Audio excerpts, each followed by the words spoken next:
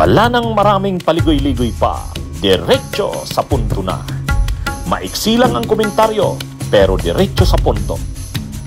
Maraming kuro-kuro, may tiwali, may totoo. Dito, sa Puntong Diretso tayo. Punto Diretso.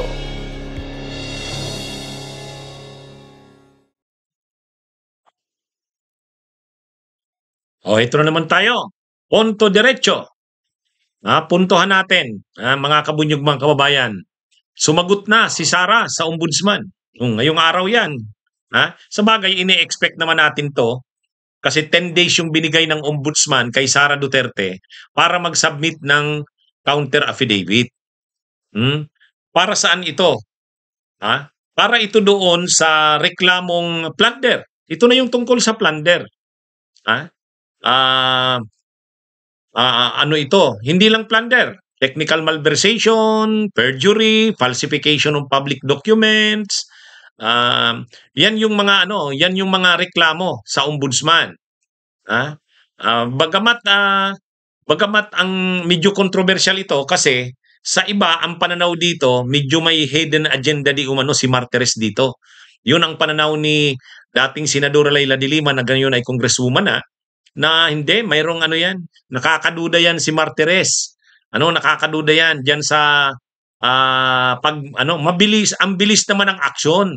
Bakit ang super bagal na si Martires pagdating sa Duterte, kapag may mga issue o reklamo sa Duterte, tinutulugan ito, hindi nito inaaksyonan, pero ito biglang-bigla, inaksyonan. Kaya maraming nagduda tuloy, hindi yan ang Martires na alam ng taong bayan na super bagal, lalo pag mga involved ang Duterte, ang tagal niyang aksyonan yan, hindi niya yan ito ang bilis. Kaya tuloy nagdududa ang marami at iniisip, baka ang ginawa ni Martires, kaya niya yan inaksyonan agad, pinadalhan ng subpoena si Sara na sumagot within 10 days, mag-submit ng counter affidavit para bago siya umalis. Kasi hanggang na lang siya July 27. Tapos na, magre-retire na yan si Martires. So ang sinasabi ng marami, baka bago mag-retire si Martires, i-resolve niya yung reklamo na yan laban kay Sara at ang magiging resolution niya, dismissal. At pag dinismiss niya yan, ibig sabihin, walang probable cause. So pwede nang sabihin ngayon ng mga abogado ni Sara sa impeachment na yung mga reklamo na yan tungkol kay Sara Duterte ay walang basihan. Sa katunayan, ang findings ng ombudsman ay walang probable cause. Kaya dinismiss yung kaso kay Sara. So kumbaga, magagamit itong resolution na to. Kaya marami tuloy ang nagsabi, Oy Martires, wag mo na lang i-resolve yan. Wag mo na lang i-resolve. Hintayin mo na yung bagong ombudsman. Duda kami sa Duda kami sa motibo mo. Bakit ang bilis mong inaksyonan yan? Anyway, ngayon ng araw, sumagot na si Sara Duterte sa ombudsman. Ang aantabayan natin dyan, kasi mahaba-haba pa yung July 27 Halos pa. Ayun, isang buwan. May isang buwan pa si Martires. So, ibig bang sabihin ito? I-resolve talaga ni Martires kasi may isang buwan pa Kaya lang may problema kasi dyan. Ang unang issue dyan, sino ba ang complainant? Kasi nung ginawa ni Martires yung ng ombudsman yung reklamo, ang caption doon, House of Representatives, Committee on Good Government and Public Accountability represented by Representative Joel Chua.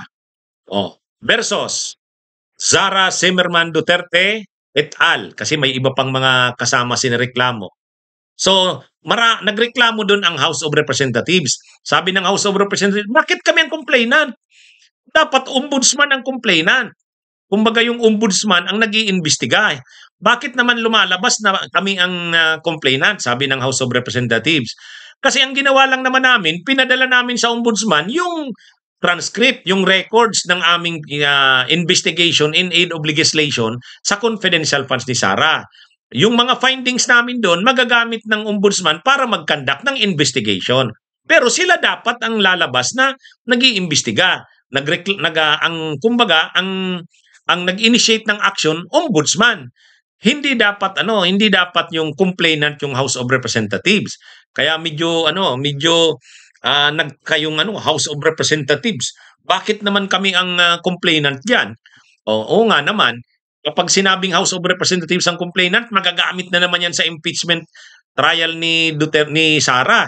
Sasabihin naman ng legal team niya, ng defense niya, na yun ngang final ninyo ng House of Representatives laban kay Sara Duterte. Tungkol din dyan sa confidential, dinismiss na ng ombudsman, kayo pa yung complainant doon. O, di ba?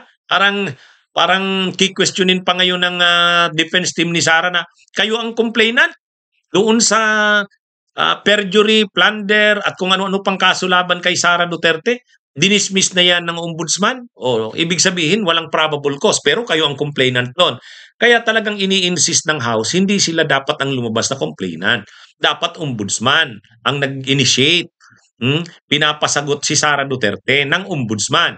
Kapag nakita ng ombudsman na may probable cause, ipafile nila yung kaso. Kaya lang, naguhugas kamay nga si Martires. Sabi ni Martires, bakit naman ombudsman?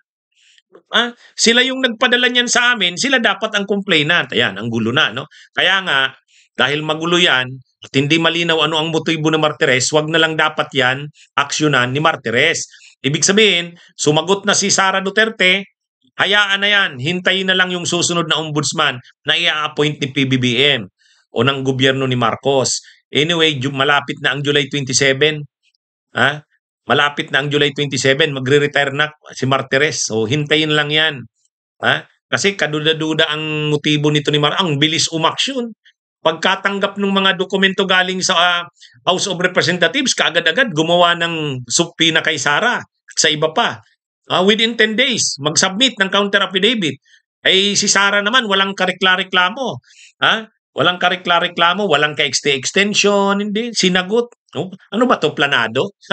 Sa buhatan ba ito? Malalaman natin yan sa susunod na mga araw. Makikita natin yan sa susunod na mga araw. Kapag sa susunod na mga araw, mabilis na resolve yan ni Martires at ang resolution niya ay dismissed. Ano yan? Alam na dis. Alam na dis ang ginawa ni Martires. Kaya ano ito mga kabunyog, mga kaubayan, abangan natin, abangan natin. Magandang araw po sa inyong lahat. Ito po ang ating Punto Diretso. Bunyog, bunyog, halikan na kasama ka. Bunyog, kapag buklod ay may pag-asa. Luzon, Visayas, Mindanao, isa ang pananaw. Sa bagong Pilipinas ang bunyog isisigaw. Bunyog.